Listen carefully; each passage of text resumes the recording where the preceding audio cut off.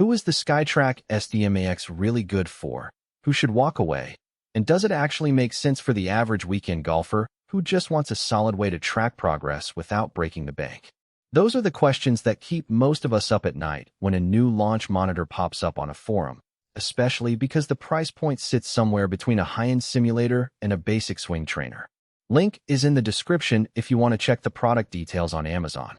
Let's dig into why the decision feels bigger than just, does it have ball speed data, and why buying the wrong piece of tech can end up costing you time, space, and money. When you first see a launch monitor like the SkyTrak SDMAX, the promise is tempting: tour-level shot data, a built-in 14-day software trial, and the ability to turn a spare room into an indoor practice arena. The hesitation usually comes from three angles. First, do you actually have the space and lighting conditions needed for a reliable reading? Second, will the software lock you into a subscription that you never use? And third, is the data accurate enough to justify swapping out a cheaper launch pad you might already have? Those are real concerns that many buyers voice before they even unbox the device. I spent the last 2 weeks setting the SDMAX up in a modest basement that's about 8 feet wide, using a portable mat and a cheap LED lamp that I already had for my home gym. The first thing I noticed is how forgiving the unit is about placement.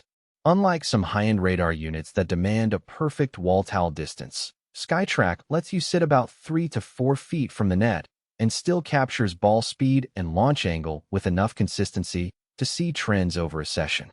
That flexibility matters for people who aren't lucky enough to have a dedicated swing bay. The included software trial gave me immediate access to the core plan, which includes speed training modules and a basic simulator view. What stood out was the practice with purpose feedback loop. After each shot, the screen breaks down ball speed, launch angle, spin rate, and an estimated carry distance. It then highlights the biggest deviation from your target, so you can focus on tweaking one variable at a time. For a golfer who's been trying to lower his driver spin but can't tell if his adjustments are working, that kind of instant, visual cue feels more useful than a generic, "your swing is improving" message. Now, let's talk about who actually benefits from this setup.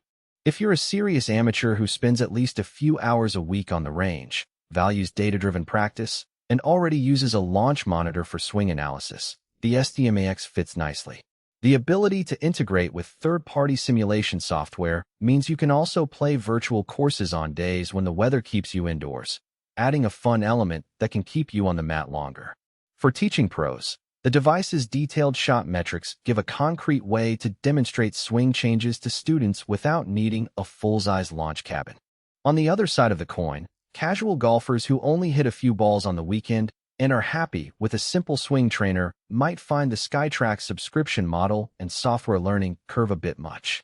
The core plan starts at a modest monthly fee, but it adds up if you're only using the device sporadically. Moreover, if you're already comfortable using a smartphone app that estimates distance and spin based on a quick video, the extra precision from SkyTrak may feel like overkill. Those users would likely be better off with a more plug-and-play device that just tells them ball speed and leaves the rest to intuition. Practical strengths become clearer when you picture a typical practice session. I set up a short game drill where I hit 10 drives aiming for a 250-yard carry target.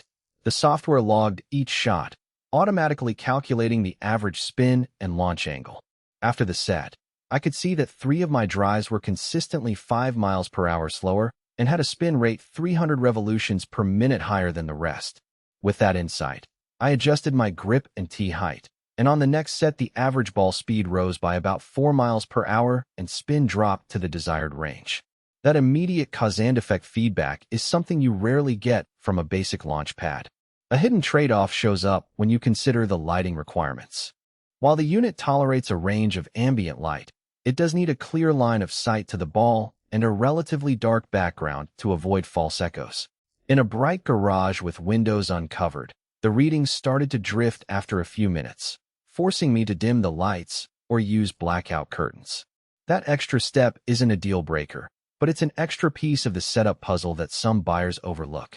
Another practical weakness is the reliance on the software ecosystem for full functionality.